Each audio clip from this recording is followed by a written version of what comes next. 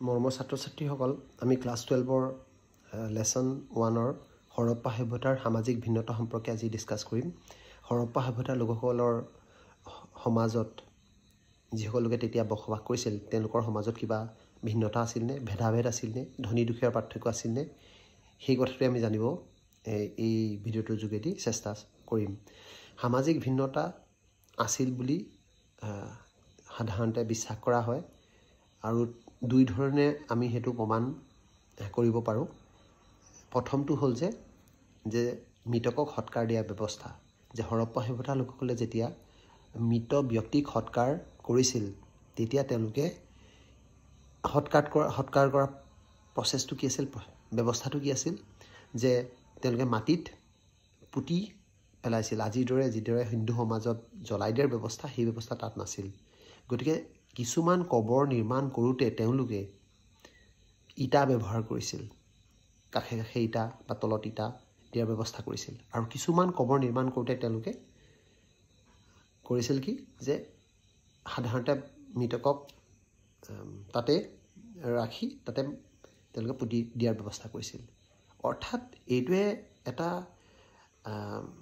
Indication, এইটো ইয়াৰ পৰা আমি এটা কথা বুজিব পাৰোঁ নেকি, যে হৰপ্পা সভ্যতাত ধনী ব্যক্তিসকলে যেতিয়া ধনী ব্যক্তিৰ মৃত্যু হৈছিল, ধনী ব্যক্তিৰ মৃত্যু হ'লে তেতিয়া তেওঁৰ পৰিয়ালবৰ্গই ধুনীয়াকৈ ইটাৰে নিৰ্মিত কৰি তাত শৱ ৰখাৰ ব্যৱস্থা কৰিছিল। সেইটোও হ'ব পাৰে। আমি সঠিকভাৱে আমি এইটোৱে হৈছিল বুলি ক'ব নোৱাৰোঁ, আমি জাষ্ট অনুমানহে কৰিব পাৰোঁ। আমি প্ৰত্যেকটা কথা আমাৰ হৰপ্পা সভ্যতাৰ অনুমানহে কৰিব পাৰোঁ, কাৰণ লিখিত সমল যিহেতু নাই। দ্বিতীয়তে, যিবোৰ কবৰ উদ্ধাৰ হৈছে সেই কবৰসমূহত কিছুমান কবৰত সাধাৰণতে উপলব্ধ যিবোৰ বস্তু, যেনেকৈ মাটিৰ পাত্ৰ যাৰ মূল্য কম, সেই সা সামগ্ৰীসমূহ তাত উদ্ধাৰ হৈছে। কিছুমান কবৰত অতি কম মূল্যৰ সা সামগ্ৰী উদ্ধাৰ হৈছে, আৰু কিছুমান কবৰত যিবোৰ খুব উন্নত মানৰ ধাতু আছিল, যিবোৰৰ দাম বহুত বেছি আছিল, তেনেকুৱা আ অলংকাৰ উদ্ধাৰ হৈছে। উন্নত মানৰ ধাতুৰে নিৰ্মিত আ অলংকাৰ উদ্ধাৰ হৈছে। ইয়াৰ পৰা আমি এইটো কি ক'ব পাৰোঁ, যে ধনী ব্যক্তিসকলৰ পৰিয়ালৰ লোকসকলে হয়তো উন্নত বা খুব বেছি মূল্যৰ ধাতুৰ অলংকাৰসমূহ পিন্ধিছিল তেওঁলোকে। আৰু যিহেতু তেওঁলোকে বিশ্বাস কৰিছিল যে মৃত্যু হ'লেও এজন ব্যক্তি আকৌ পুনৰ জন্ম লয়, অৰ্থাৎ পুনৰ জন্মত তেওঁলোক বিশ্বাস আছিল। গতিকে তেওঁলোকে সেইকাৰণে তেওঁলোকে কি কৰিছিল, তেওঁলোকে মূল্যৱান সা সামগ্ৰীসমূহ কবৰত তেওঁলোকে পুতি থোৱাৰ ব্যৱস্থা কৰিছিল। এতিয়া এইটোতো এটা উপায় যাৰ যোগেদি আমি গম পাব পাৰোঁ যে, বা অনুমান কৰিব পাৰোঁ যে হৰপ্পা সভ্যতাৰ মানুহৰ মাজত ভিন্নতা আছিল। কিন্তু এতিয়া কথাটো হ'ল যে হৰপ্পা সভ্যতাৰ লোকসকলৰ মাজত কিবা বিলাসিতা আছিল নেকি, লাক্সাৰিয়াছ যাক কওঁ আমি, যিবোৰ লাক্সাৰিয়াছ আইটেম ব্যৱহাৰ কৰোঁ।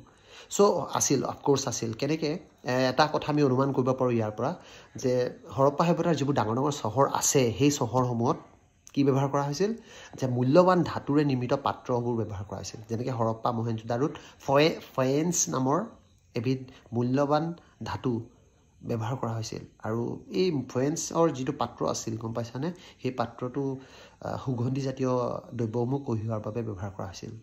অৰ্থাৎ এই যে যিবোৰ ফয়েন্সৰে নিৰ্মিত পাত্ৰ, সেই পাত্ৰসমূহ সৰু সৰু অঞ্চলত আমি নাপাওঁ, ডাঙৰ ডাঙৰ অঞ্চলত পোৱা বা উদ্ধাৰ হৈছে। ইয়াৰ পৰা এইটো ক'ব পাৰি যে যিবোৰ ধনী ব্যক্তি চহৰত বাস কৰিছিল সেই সময়ত, তেওঁলোকে এই মূল্যৱান পাত্ৰৰ সা সামগ্ৰীসমূহ ব্যৱহাৰ কৰিছিল। কিন্তু দুখীয়া গাঁৱৰ অঞ্চলৰ লোকসকলৰ কাৰণে এইটো ইমান প্ৰয়োজনীয় নাছিল, তেওঁলোকে সাধাৰণ বস্তুসমূহ ব্যৱহাৰ কৰিছিল। গতিকে ইয়াৰ পৰা এটা সামাজিক ভিন্নতা আমি উলিয়াব পাৰোঁ বা অনুমান কৰিব পাৰোঁ। ইমানতে আছিল। তো তোমালোকে দুটা কথাই লিখিবা, যে মৃতকক সৎকাৰ দিয়াৰ যোগেদি আমি হৰপ্পা সভ্যতাৰ সামাজিক ভিন্নতা সম্পৰ্কে জানিব পাৰোঁ। দ্বিতীয়তে, হৰপ্পা সভ্যতাৰ লোকসকলে যি সা সামগ্ৰী ব্যৱহাৰ কৰিছিল, বা যি সা সামগ্ৰীসমূহ হৰপ্পা সভ্যতাৰ বিভিন্ন অঞ্চলত উদ্ধাৰ হৈছে, তাৰে যিবোৰ চহৰ অঞ্চল, ডাঙৰ ডাঙৰ চহৰ, সেই চহৰসমূহত যিবোৰ সা সামগ্ৰী উদ্ধাৰ হৈছে বা পাত্ৰ উদ্ধাৰ হৈছে, কিছুমান পাত্ৰ বৰ মূল্যৱান ধাতুৰে নিৰ্মিত আছিল। আৰু যিবোৰ সৰু সৰু অঞ্চলত সেই মূল্যৱান ধাতু পোৱা নগৈছিল বা সেই পাত্ৰসমূহ পোৱা নগৈছিল। যাৰ ফলত আমি এইটো ক'ব পাৰোঁ যে দুখীয়া লোকসকলে সেই পাত্ৰ ব্যৱহাৰ কৰা নাছিল, কিন্তু মহেঞ্জোদাৰো বা হৰপ্পা নগৰত বসবাস কৰা লোকসকলে সেই পাত্ৰ ব্যৱহাৰ কৰিছিল। ঠিক আছে, এইখিনি লিখিলেই হৈ যাব সামাজিক ভিন্নতাত। Thank you very much.